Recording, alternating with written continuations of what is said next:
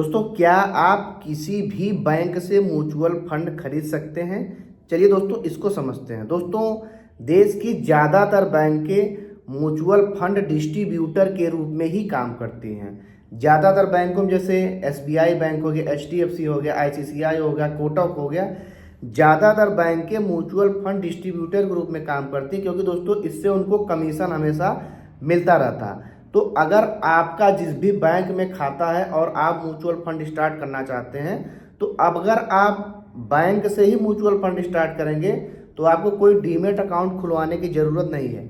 Demat account मतलब जैसे आप किसी थर्ड पार्टी जैसे जीरोधा से, अपस्टॉक से और बहुत सारे पेटीएम से, एंजल वन से, अगर आप ये ऐप डाउनलोड करते हैं, इनके थ्रू अगर आप म्यूचुअल फंड में पैसा लगाएंगे तो सबसे पहले आपको केवाईसी की जाती है, उसके बाद आपका डीमेट अकाउंट खोला जाता है। क्योंकि अब आप डायरेक्ट बैंक से ही म्यूचुअल फंड में पैसा लगाने वाले हैं, तो इसके लिए दोस्तों सबसे पहले आपका बैंक में खाता खुला है, उसके बाद आपकी केवाईसी कंप्लीट की जाएगी, आपका पैन कार्ड, आधार कार्ड, सब कुछ एक बार फिर चेक किया जाएगा। फिर आपको फंड चयन करने के लिए बोला जाएगा। क्योंकि दोस्तों ज़्यादातर बैंकें म्यूचुअल फंड का डिस्ट्रीब्यूटर ही होते हैं, तो ज़्यादातर बैंकें रेगुलर वाला म्यूचुअल फंड बेचती हैं, क्योंकि जो म्यूचुअल फंड डिस्ट्रीब्यूटर होते हैं उनको रेगुलर वाले म्यूचुअल फंड से ही कमीशन मिलता है। अगर आप डायरेक्ट म्यूचुअल फंड ग्रोथ में जाएंगे तो वहाँ से आप उनको कमीशन नहीं मिलता है।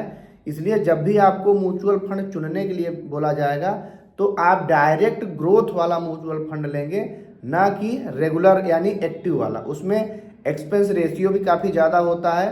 हालांकि वो लोग कभी कभी रिटर्न ज़्यादा बना के देते हैं, लेकिन आपको वो वाला नहीं लेना है, क्योंकि उसका डिविडेंड भी आपके खाते में आ जाएगा, री इन्वेस्ट नहीं होगा, एक्सपेंस रेशियो ज़्यादा है, मार्केट गिरने पे आपको नुकसान हो सकता है।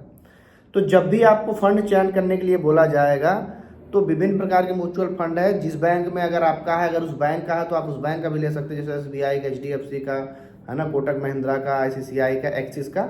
आप उस बैंक में भरोसा करते हैं तो आप उस बैंक के भी म्यूचुअल फंड में इन्वेस्ट कर सकते हैं। लेकिन म्यूचुअल फंड दो प्रकार के होते हैं, डायरेक्ट और रेगुलर। उसमें से आप कौन सा लेंगे ये आपको चयन करना पड़ेगा। अब दोस्तों उसके बाद आपको निवेश की तारीखी और राशि चुनना पड़ेगा। आप कितना इन्वेस्टमेंट करना चाहते हैं, 1,000 रुपये महीने कि 5,000 रुपये महीने, आप चुन लेंगे। और किस डेट को आप चुनना चाहते हैं, जैसे मान लीजिए आप सोचते हैं कि मेरी सैलरी हर महीने 2 तारीख को आती है या तो 10 तारीख को आती है, तो आप 2-4 दिन आगे का डेट बढ़ा करके चुन लेंगे, क्योंकि उतने बीच में आपकी सैलरी आ जाएगी और आपके खाते में हमेशा रहेगा। तो हर महीने आपको एक बार अमाउंट और डेट चुनना है। उसके बाद एसआईपी के थ्रू यानी सिस्टमेटिक इन्वेस्टमेंट प्लान के थ्रू आपका पैसा हमेशा कटता रहेगा और जो भी फंड आप चुने हैं उसमें इन्वेस्टमेंट होता रहेगा। अब देखिए दोस्तों, यहाँ पे ध्यान देने वाली बात क्या है कि मैंने शुरू में बताया ना कि आपको फीस और agency expense ratio, exit load चूंकि अगर आप लॉन्ग टर्म के लिए आ रहे हैं तो 6 महीने या साल भर का एग्जिट लोड होता है। इसके अंदर अगर आप निकालेंगे साल भर के अंदर 6 तभी एग्जिट लोड देना पड़ता है।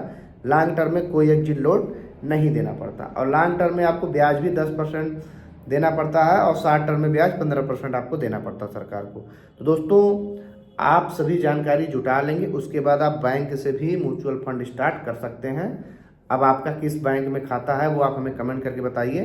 तो मिलते हैं अगली वीडियो में, तब तक के लिए